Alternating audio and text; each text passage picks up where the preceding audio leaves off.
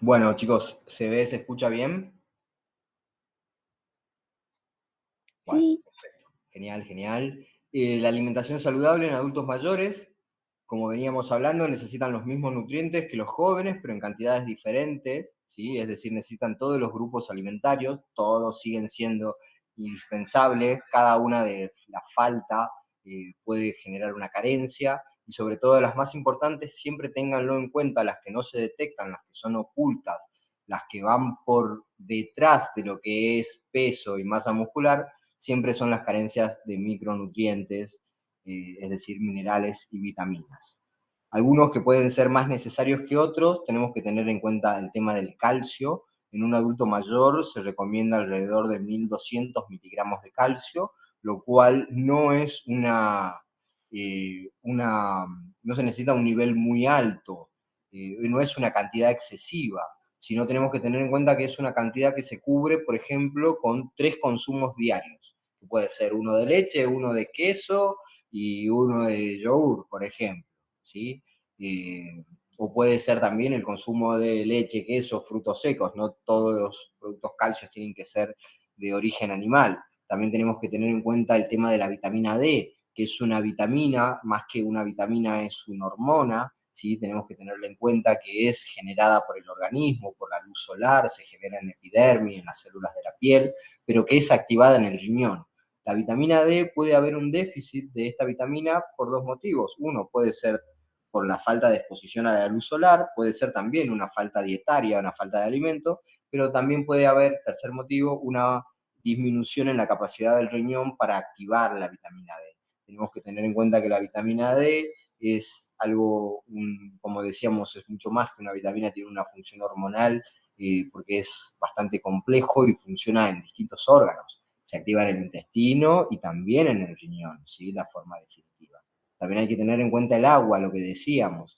Es muy fácil que un adulto mayor sufra de deshidratación, lo cual lo va a llevar, por ejemplo, a un cuadro agudo de riesgo de hipovolemia, de shock, que va a tener que ser en muchos casos internado, rehidratado, ya sea por vía de un suero o de unas sales de rehidratación oral. Y también tener en cuenta el tema de las proteínas por la necesidad de mantener un balance de nitrógeno adecuado, ¿sí? Es decir, no que sea un balance de nitrógeno deficitario, carente, negativo, ¿sí? Lo cual nos va a llevar a una disminución mucho más rápida de la masa muscular. La alimentación en adultos mayores, las necesidades también varían durante la enfermedad y durante la recuperación.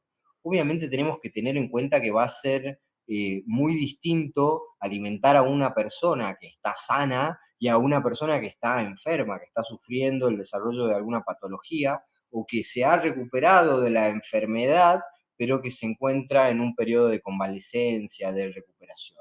Siempre tenemos que adaptar la alimentación al momento biológico que la persona está viviendo, ¿sí? Porque no hablamos, como siempre decimos, las personas son únicas, las generalidades son generalidades. A nosotros la generalidad nos interesa para poder evaluar mejor al individuo, ¿sí? Y poder dar una calidad óptima de alimentación. Por ejemplo, si el abuelo estaba con hipocloridria, sufría con problemas para poder digerir alimentos, no le vamos a dar fibra insoluble, cruda, hoja de acelga, lechuga, espinaca, el tallo más grueso para comer. Le vamos a dar alimentos de fácil digestión, porque sabemos que hay poco ácido clorhídrico, porque sabemos que hay poca capacidad del estómago para poder digerir ese alimento, para poder ablandarlo, para poder triturarlo. Entonces le vamos a dar alimentos ya cocidos, blandos, sin cáscara, facilitados a través de la actividad física, porque lo vamos a hacer puré, lo vamos a triturar, lo vamos a pisar. Entonces ese alimento va a ser muchísimo más adecuado para esa condición patológica del adulto mayor. Y obviamente cuando la persona se comienza a recuperar, lo que comenzamos a hacer es a probar tolerancia. Aquellos que habíamos descartado, pero que es necesario y lo habíamos descartado por esa situación patológica preeminente que era indispensable tratar, en este caso, por ejemplo, la hipocloridria, una vez que esta desaparece, tenemos que empezar a recuperar los alimentos que excluimos en ese momento.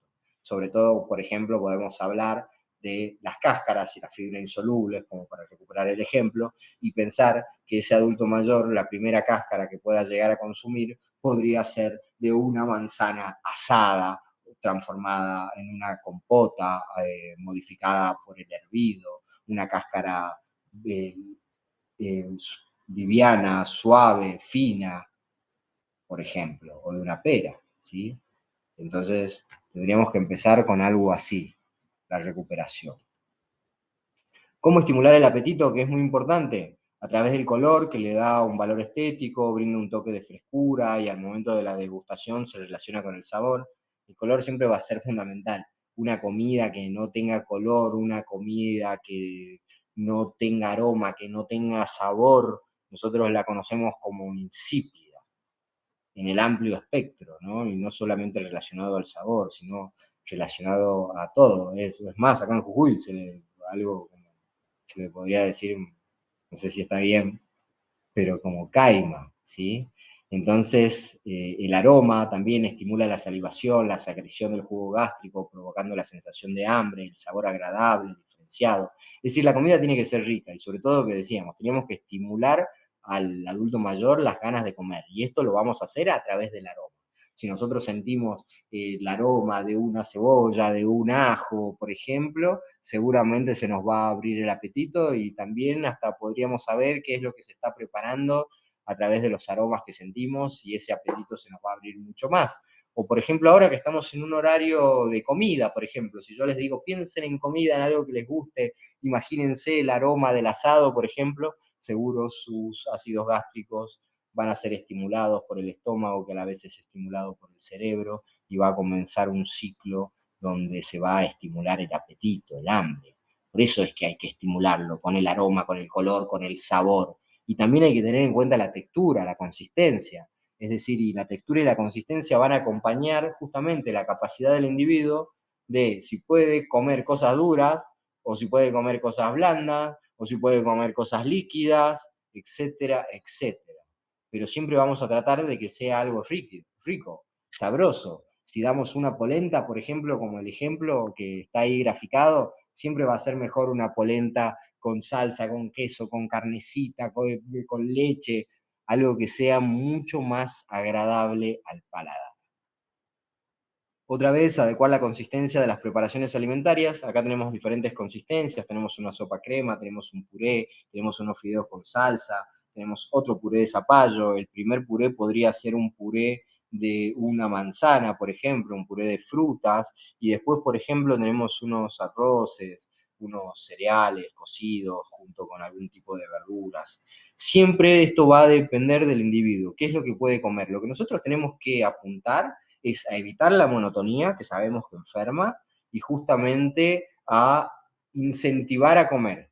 Que el comer no se vuelva en algo trabajoso, que no se vuelva en algo desagradable, en algo doloroso, en algo que se relacione con el displacer, sino todo lo contrario. Por eso tenemos que buscar preparaciones que para esa persona sean adecuadas.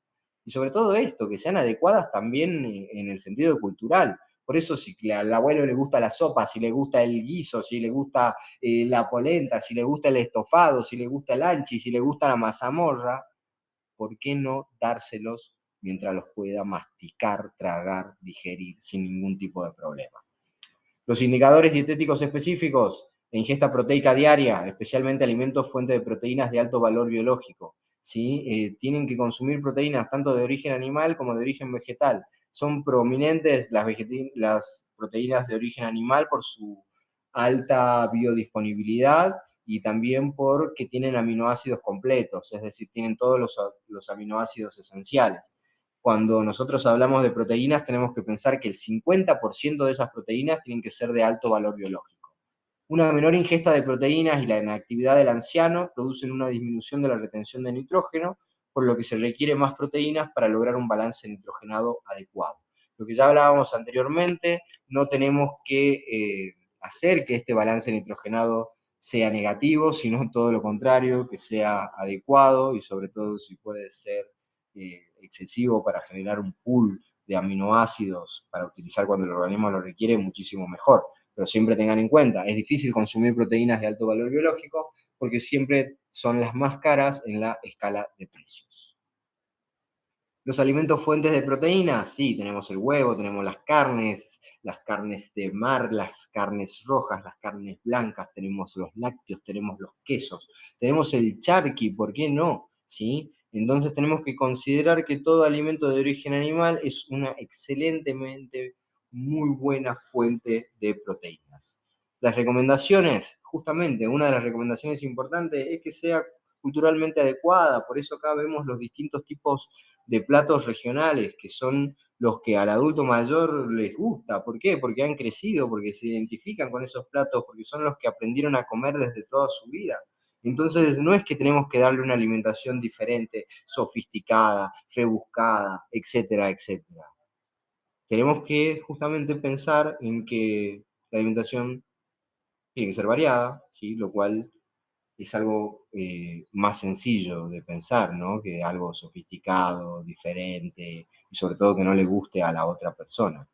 Esto tiene que ser variado, tiene que haber todos los grupos de alimentos y tiene que ser adecuada en su consistencia. Otros indicadores dietéticos específicos, hablábamos de la vitamina D, que su déficit se ha relacionado con el síndrome de fragilidad, provocando osteoporosis y debilidad muscular. Con la edad, el estado nutricional en vitamina D es deficiente, como consecuencia de menor eficacia de la síntesis cutánea de la vitamina, menor capacidad de los riñones para activarla, baja exposición al sol y bajas ingestas. Es decir, todo lo que hablamos con anterioridad, ¿sí? Por eso es importante que los abuelos estén 10, 15 minutos al sol, sobre todo el sol de la mañana, que tengan esa exposición para poder generar vitamina D, que ayude a absorber el calcio que se ingiere en los alimentos, para que pueda llegar a sus huesos, para que pueda fortalecer la masa ósea. Acá tenemos esto, ¿no? El ciclo de la vitamina D, alimentos ricos en vitamina D, como por ejemplo la leche, el huevo, la manteca, los pescados, la carne, todo aquello que tenga grasa. Recuerden que la vitamina D es una vitamina liposoluble, por lo tanto no se encuentra en alimentos de origen vegetal como las frutas y las verduras. Al ser liposoluble puede ser absorbida y solamente transportada en aquello que tenga grasa, ¿sí? Y también tenemos que tener en cuenta que se produce eh, a través de la luz solar. Cuando esta llega a nuestra piel, hay células fotosintéticas que ayudan a regenerar esta vitamina D, la cual cumple un recorrido diverso y termina favoreciendo la absorción del calcio intestinal y el depósito del calcio en los huesos. ¿Sí? Como les decíamos anteriormente, también la cantidad de lácteos o de calcio que necesitan los abuelos es entre 1000 y 1200 miligramos de calcio al día, lo cual se puede cumplir con 3 raciones diarias que pueden ser 250 mililitros de leche, 125 de yogur y 100 gramos de queso fresco. Es decir, no es tanta la cantidad, pueden ser 300 gramos de queso fresco dividido en 3 veces al día, fraccionado en 3 veces al día. O se pueden elaborar distintos postres que tengan leche, que tengan yogur o que tengan queso, ¿sí? Como hablábamos anteriormente de la polenta o un yogur con frutas o la leche planchada, por ejemplo. También tenemos que tener en cuenta, ¿sí? Otras preparaciones como carnes con queso, como verduras con queso, como fideos con queso, etcétera, etcétera. Todo lo que nosotros podamos preparar, ¿sí? Y ofrecer y que sea sobre todo aceptado, va a ser beneficioso. Y sobre todo esto, que si nosotros notamos que es comido con ganas, ahí ya, por ejemplo, tenemos la primera tranquilidad, la primera satisfacción de saber que el abuelo está venciendo la anorexia, la falta de apetito. Alimentos ricos en fibra, sí, tenemos que tener en cuenta que en los adultos mayores hay una absorción de cierta cantidad de glucosa, sales biliares, ácidos biliares, colesterol, sustancias químicas que pueden ser barridas con la fibra alimentaria. Cuando nosotros comemos, por ejemplo, cualquier tipo de fruta, verdura que tenga cáscara, tallo, hoja, semilla, que puede ser una lenteja, un garbanzo, una uva, todo cereal integral, el arroz, el fideo, etcétera, esa fibra cuando llega al intestino impide que se absorba cantidad de azúcar, que si no estaría la fibra se absorbería y pasaría rápidamente a la sangre. colesterol, sustancias químicas de desecho, metales pesados, etcétera, etcétera. Entonces la fibra funciona como una escoba del intestino, donde pega muchas sustancias que son nocivas y las elimina a través de la materia fecal. También ese estímulo de los movimientos intestinales, que están disminuidos estos movimientos intestinales involuntarios peristálticos en el intestino del adulto mayor, por eso es muy normal que sufra constipación, por eso es fundamental incorporar estos alimentos ricos en fibra para que pueda tener un buen volumen de la materia fecal, para que pueda absorber una buena cantidad de agua de ese intestino, para que pueda desplazarse sin ocasionar dolor y sobre todo para que ese intestino se pueda limpiar. Acá también otra de las características de la fibra, lo que decíamos, la absorción de agua a nivel del intestino grueso, la proliferación bacteriana protectora, como siempre hablamos. La fibra es un alimento que, aunque no sea digerido por nuestras enzimas digestivas, es digerido por toda la cantidad de microorganismos que viven en nuestro intestino, que fermentan esa fibra, que la digieren, que la transforman en energía, que la transforman en neurotransmisores, que la transforman en ácidos grasos de cadena corta, que son beneficiosos para nuestra salud y sobre todo que ayudan a que ellos también se multipliquen, lo cual aumenta nuestro sistema inmunológico. Recomendaciones de preparaciones con fibra, todo lo que, por ejemplo, si es un fideo y no es integral, pero nosotros le agregamos verdurita, le agregamos, por ejemplo, hojitas de algo, cebolla, tomate, lo que ustedes quieran, le rallamos una zanahoria, ya estamos incorporando fibra a ese alimento. Por eso siempre tenemos que pensar en preparaciones y sobre todo preparaciones que nosotros elaboremos. Cuando nosotros elaboramos nuestras preparaciones, tengan en cuenta que siempre vamos a tener la garantía de comer algo que sea saludable y que tenga variedad de ingredientes, y sobre todo ingredientes naturales, no ingredientes industriales. ¿Cuál es la relación entre el estado nutricional y la ingesta dietética y el desempeño cognitivo del adulto mayor? Y toda, ¿sí? La alimentación saludable, la nutrición, tienen que ver obviamente con el rendimiento cognitivo y con un cerebro sano y activo. Si nosotros tenemos todos los nutrientes que las células nerviosas necesitan, van a poder desarrollar la sinapsis con total normalidad, van a poder desarrollar nuevas conexiones neuronales, van a facilitar el aprendizaje, van a facilitar todo esto que tiene que ver con la lucidez, la rapidez de pensamiento, la imaginación, que no están apagadas en un adulto mayor, pero que sí están directamente relacionadas con la calidad de nutrientes que ese adulto mayor incorpora, ¿sí? Entre los factores protectores tenemos obviamente la dieta saludable, el envejecimiento tiene que ser activo, ¿sí? Debe ser un envejecimiento con movimiento. Por eso esas personas que realizan actividades físicas durante toda su vida, que bailan, que andan en bicicleta, que tienen una vida social muy activa, que se trasladan, que se mueven, que hacen cosas, que practican la huerta, la jardinería, etcétera, etcétera, son personas que llegan mucho mejor a su vejez, porque son personas que tienen muchísimo más estimulado y entrenado todo lo que es el desarrollo del sistema músculo-esquelético y el desarrollo del sistema nervioso central, por ejemplo, ¿sí? Entonces, siempre lo mejor que pueden hacer es hacer algo. Y si no hacen nada, ocupen ese no hacer nada, por lo menos en pensar cosas maravillosas. Por eso es que siempre tenemos que tener una estimulación cognitiva. Hasta los pensamientos, las ideas, también generan un gasto de energía. No es que solo todo tiene que pasar por lo físico, todo tiene que pasar por el trabajo justamente motor. No, no es así. La alimentación saludable como factor protector, es importante siempre el consumo de grasas saludables, sobre todo de omega 3. Recuerden que es una grasa fundamental y sobre todo para el desarrollo de las neuronas. Todos los omega 3 son componentes fundamentales de la capa lipídica de cada célula. La capa bilipídica es doble y es fundamental el omega 3 para que esta capa funcione adecuadamente, para que permita entrar lo que tenga que entrar y salir lo que tenga que salir y para que tenga una conductividad excelente. Entonces, estas grasas omega 3, pregunta de parcial, se encuentra, por ejemplo, en los frutos secos, que nada tiene que ver con la fruta seca. Otra vez les recuerdo, ¿sí? No es la banana seca, no es la pera desecada, no, no, esos no son los frutos secos. Los frutos secos son las almendras, son las nueces, son las castañas, son los pistachos, es el maní, etcétera, etcétera. También fuentes de omega 3, recuerden todos los alimentos de origen de mar, sobre todo los pescados grasos, las algas, etcétera, etcétera. Antioxidantes como vitaminas A, C y E que se encuentran en las frutas y en las verduras, y sobre todo lo que es crudo, ¿sí? Todo lo que es crudo tiene mucha vitamina C, todo lo que tiene vitamina C, como la papa, por ejemplo, pero que tiene que ser para ser consumida, procesada a través del calor, de un proceso de cocción, esa vitamina C, al ser termolábil, es decir, sensible al calor, se destruye. Y también el triptófano, que es una proteína, ¿sí? Que se encuentra, por ejemplo, en los alimentos de origen animal y en algunos cereales y legumbres, por ejemplo, y sobre todo que es precursor de la serotonina, es decir, ¿cuál es la característica del triptófano? Que se convierte en serotonina, que es un neurotransmisor fundamental para tener un buen estado de ánimo. O sea que si queremos una persona que no esté deprimida, por ejemplo, entonces tiene que incorporar el triptófano a su vida. Por eso es también que el triptófano se encuentra en muchos productos dulces, en los chocolates, etcétera, etcétera. Y es decir, por eso es que también un chocolate produce felicidad.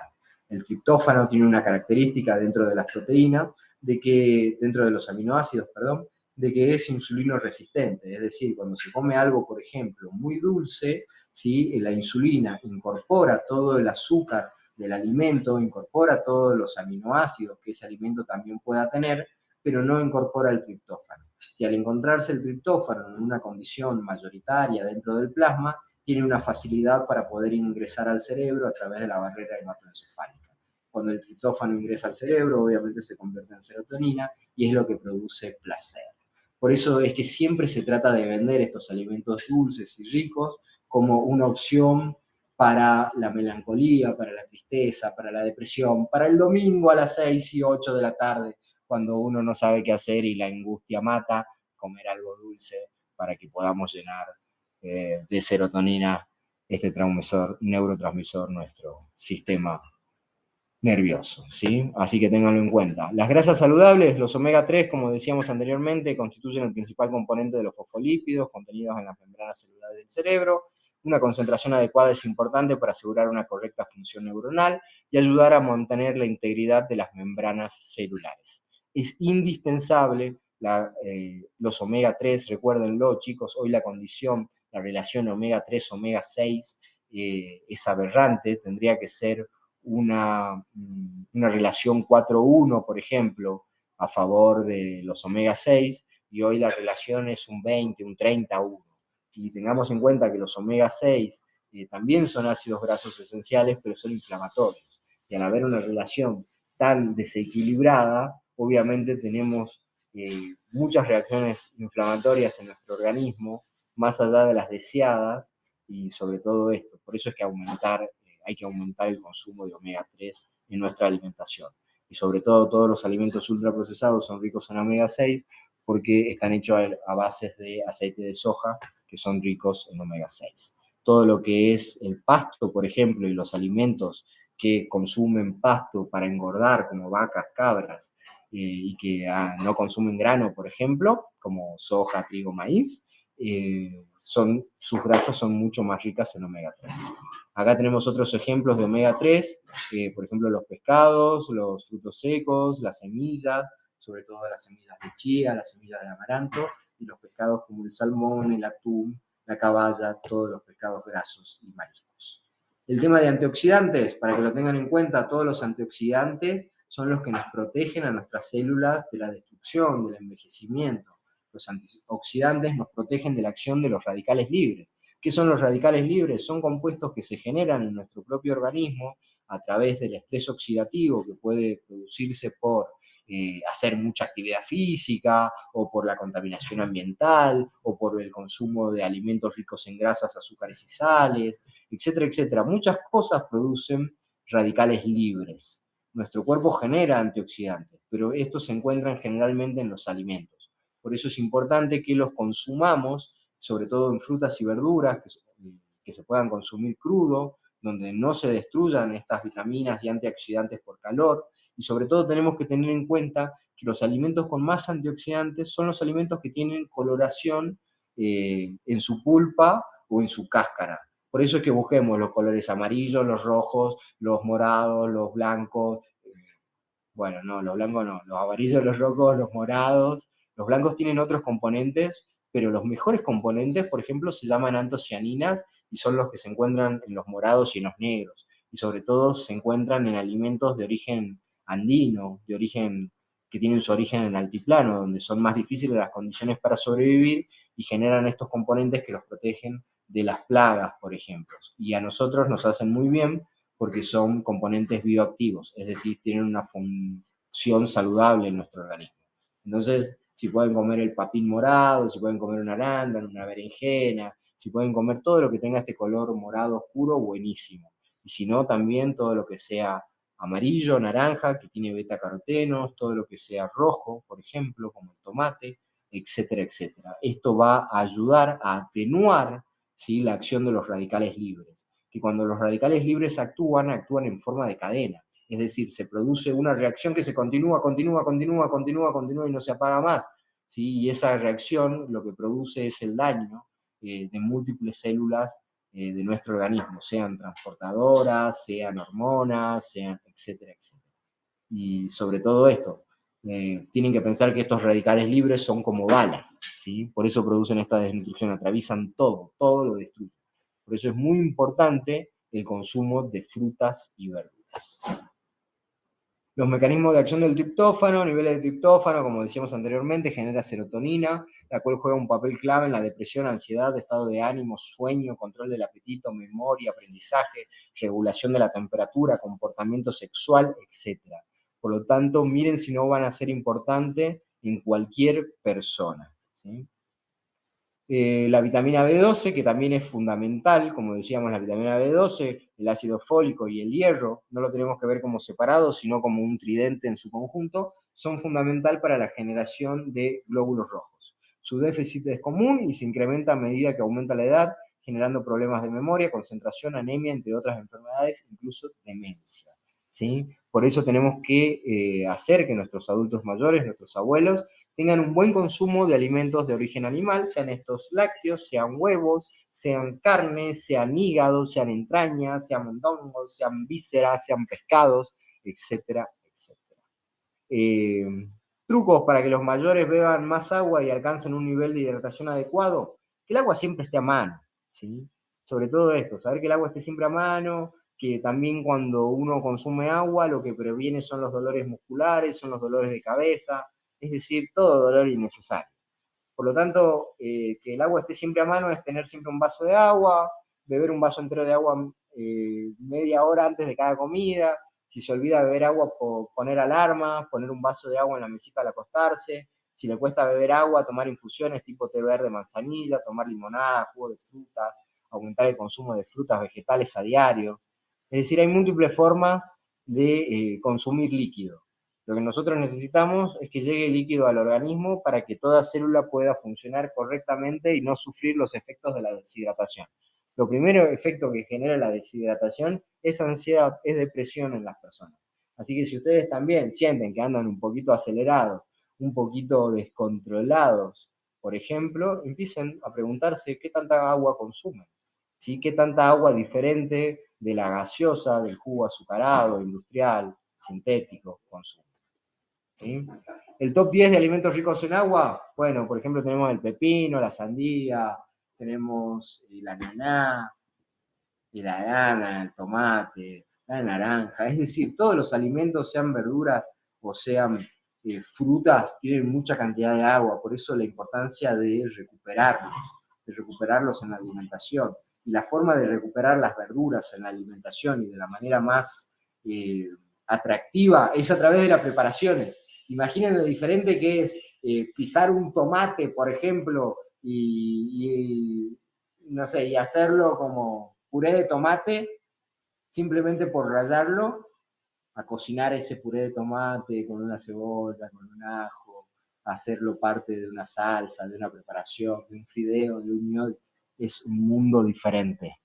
Así que siempre por eso tenemos que apuntar a la comida atractiva, a la comida rica. Alimentarse bien no es alimentarse de una manera restrictiva. ¿Cuál es la relación entre el estado nutricional, la ingesta dietética y el desempeño cognitivo del adulto mayor? Bueno, toda.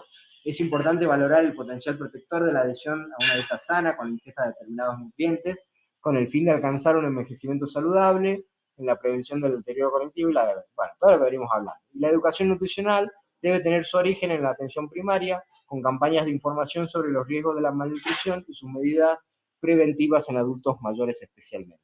Y esto sí es muy importante porque ¿saben a qué hace foco? A tratar al adulto mayor. No que venga el adulto mayor y saber que, sí, que viene usted, sí, a tomarse la presión, que necesita un medicamento, y sobre todo saber por qué toma ese medicamento, y si lo toman por la presión, entonces saber, por ejemplo, hace cuántos años lo toma, y saber también cómo come, y saber qué actividades realiza, y empezar a indagar y empezar a preguntar, porque quizás sea muchísimo mejor tratamiento que ese medicamento, cambiar su estilo de vida a través de simples consejos, como es, por ejemplo, obtener la variedad alimentaria.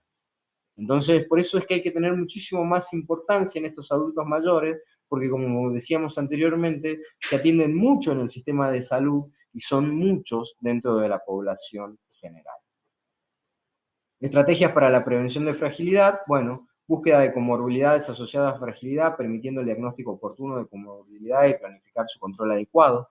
Siempre tenemos que pensar, digamos, esto, ¿qué es todo aquello que acompaña al adulto mayor? ¿Cuál es su historia de vida y también su historia de enfermedad? Hoy difícilmente tengamos adultos mayores que nos lleguen sin ninguna enfermedad a la consulta. Entonces tenemos que tener en cuenta toda esta multiversidad de aspectos para poder tener un diagnóstico oportuno y sobre todo para prevenir enfermedades posteriores. Búsqueda de síndromes geriátricos, hay que tener en cuenta eso, facilitar la identificación e intervención, poniendo especial interés en los que originan dismovilidad, dificultades por el movimiento y riesgo nutricional. Por eso es muy importante que evaluemos siempre la masa muscular en el adulto mayor. Entonces es necesario garantizar un estado nutricional adecuado, que tenga una ingesta proteica óptima, tal cual, y como complemento la actividad física en la prevención de la sarcopenia y de la fragilidad en este grupo de edad, contribuyendo a un envejecimiento saludable. Tanto de la actividad física como la actividad recreativa, digamos, que puede ser el baile, que puede ser el teatro, que puede ser tareas manuales como pintar, como dibujar, como etcétera, etcétera, lo que a la persona le haga bien. Puede ser idioma, pero lo que necesitamos nosotros es que el adulto mayor aprenda nuevas cosas. Cuando nosotros aprendemos nuevas cosas es cuando realmente estamos estimulando a nuestro cerebro a generar nuevas conexiones. ¿Sí? Esto sería todo, chicas, chicos. Espero que se haya entendido y que sea de su comprensión y sobre todo de utilidad. Voy a dejar de compartir la pantalla y si tienen alguna duda, este es el momento.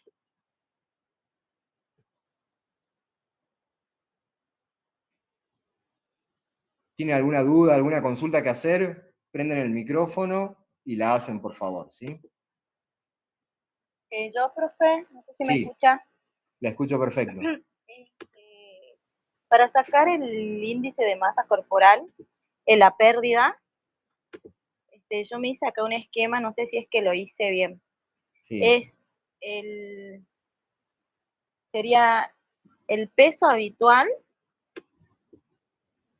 sí, entonces yo puse 60, por ejemplo, sí. menos, el otro era el Menos el peso peso, actual dividido en bueno, peso habitual. sería 60, por ejemplo, menos 70 dividido 60, y ese resultado lo multiplico por 100. Claro, acá por ejemplo vos pusiste peso habitual 60 y menos el peso actual, pusiste 70. O Por sea que ejemplo, la persona aumentó de peso en este caso, ¿no es cierto? sí, Bueno, en este caso, por ejemplo, este índice nos ayuda a nosotros a evaluar la pérdida de peso. Esto nos ayuda, por ejemplo, en el sentido de que si el peso habitual, por ejemplo, fuera 70 y, claro, y el peso actual fuera 60, ahí te va a salir la ecuación perfecto. claro, sí, por eso no me salía, entonces sería menos. Claro, es menos, es el peso habitual Sí, es menos 60. el peso actual dividido en el peso habitual por 100. Y eso te va Ah, a dar un porcentaje. Ah, bien, bien. Claro, por eso no me salí hace rato y me salió un número grande. No, Claro, en este caso no te salía porque el peso actual era mayor al peso habitual. el Y peso lo que hace este habitual. índice es evaluar la pérdida de peso. Entonces, el peso actual en este caso siempre tiene que ser menor, perdón, al peso habitual. Esto nos serviría en el caso de que la persona venga y nosotros, por ejemplo, cuando estemos tomándole todos los síntomas y signos, digamos, primarios, lo vayamos a pesar a la persona y le preguntemos, bueno, ¿cuánto pesa usted? Y la persona nos diga, sí, yo peso habitualmente 70 kilos. Pero cuando la pesemos, en ese momento la persona esté pesando 65. Entonces ahí sí nos serviría hacer el porcentaje de pérdida de peso, porque sabemos que el peso actual ha sido menor que su peso habitual, que el peso de siempre, es decir. Entonces nosotros tenemos que evaluar en ese caso si la pérdida de peso es significativa o no. Y sobre todo esto lo vamos a relacionar en base al tiempo. Si esa persona nos dice que se pesó hace una semana simplemente y que pesaba 70 y que hoy, hace 6 días, 5 días, pesa 65, entonces tenemos que hacer esta evaluación, peso habitual menos peso actual sobre peso habitual por 100 y relacionar. Si ese valor es mayor a un 1 o 2%, la pérdida es significativa. Perdón, y si es mayor al 2%, es severa. ¿Sí? Si está entre 1 o 2, es significativa, y si es mayor al 2%, es severa. Pero si la persona nos dice que bajó de 70 a 65 en 6 meses, también lo podemos evaluar. Pero ya va a ser diferente el rango de si es pérdida de peso significativa o pérdida de peso severa, que va a tener que ver con que si esa disminución es del 10% o mayor al 10%.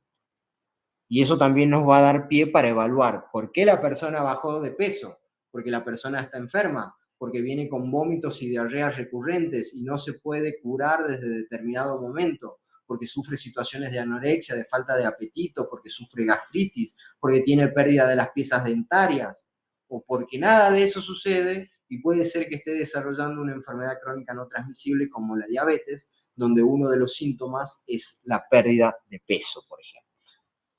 ¿Se entiende? Sí, sí, profe, mil gracias. Bueno, perfecto. Excelente, excelente la pregunta, excelente la pregunta, excelente, excelente, excelente, ¿sí? ¿Alguna otra pregunta? ¿Alguien más que quiera algo que le haya quedado algún tipo de duda?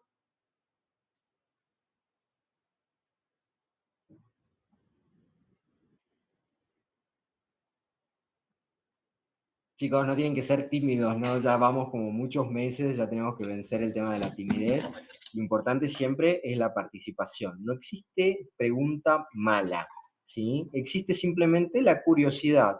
Existe simplemente que, como yo les digo, mis clases son muy malas. Seguramente hay un montón de cosas que no se entienden, hay un montón de cosas incompletas. Entonces, bueno, ayúdennos entre todos a mejorar la clase, ¿sí? Entonces, lo que quieran preguntar,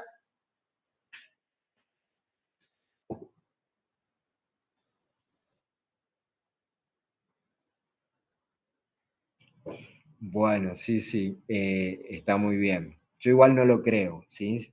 Así que de todas formas, chicos, chicas, mañana tenemos clase de nuevo, obviamente a través de la virtualidad, ¿sí? En el horario habitual, y donde vamos a, sobre todo, tratar el trabajo práctico de trastornos de la conducta alimentaria y si no lo hicieron, por favor, háganlo. Y también vamos a ver el tema de preescolar y escolar, que estaba unido justamente. Y vamos a repasar cualquier cosa que quieran saber de adulto mayor y evaluación nutricional. Ténganlo en cuenta, mañana vamos a ver eso y sepan que faltan muy pocas semanas para que se acabe noviembre. Y eso significa que faltan muy pocas semanas para que tengamos el examen. Entonces, ténganlo en cuenta, comiencen a repasar, a leer, que en diciembre va a ser el examen, que puede ser la primera semana, puede ser la segunda, pero sepan que no va a pasar de ese tiempo, ¿sí?